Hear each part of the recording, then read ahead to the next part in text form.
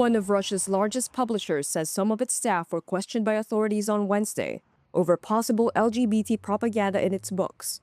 Russian media reported on Tuesday that Russia's investigative committee, which probes serious crimes, raided the Moscow offices of publisher Exmo. Several employees were reported detained in relation to a criminal case that dates back more than a year. The case comes as President Vladimir Putin continues to promote Russia as a defender of traditional values. It has banned what it calls the LGBT movement, designating it as extremist and those supporting it as terrorists. Private Russian companies, including music channels, online film distributors, and book publishers, have routinely been fined for hosting LGBT-themed content. However, in a statement on Wednesday, Exmo denied that any raids or investigative actions had taken place and said no books were seized, but it confirmed that its general director and 3 other employees were taken in for questioning. It was unclear whether they were formally detained. Under Russian law, charges must be filed within 48 hours. The Kremlin has not commented, and the investigative committee has yet to respond to a request for comment.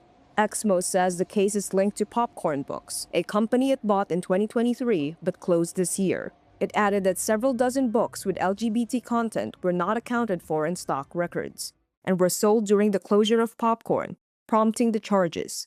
Popcorn focused on books for teenagers and young adults, with some featuring LGBT characters or storylines. Elena Malisova, co-author of one of those novels, spoke to Reuters from exile in Berlin. Until the power in Russia changes, until the dictatorship changes, I think that we will not see any vivid, beautiful, bold stories, and I cannot condemn Russians for this. Absolutely not.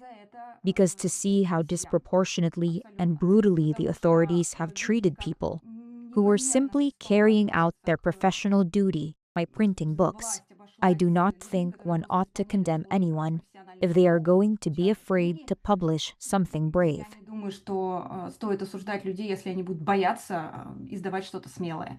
Earlier this month, Exmo told the RBC newspaper it had begun using artificial intelligence to review millions of titles in its catalog for banned content.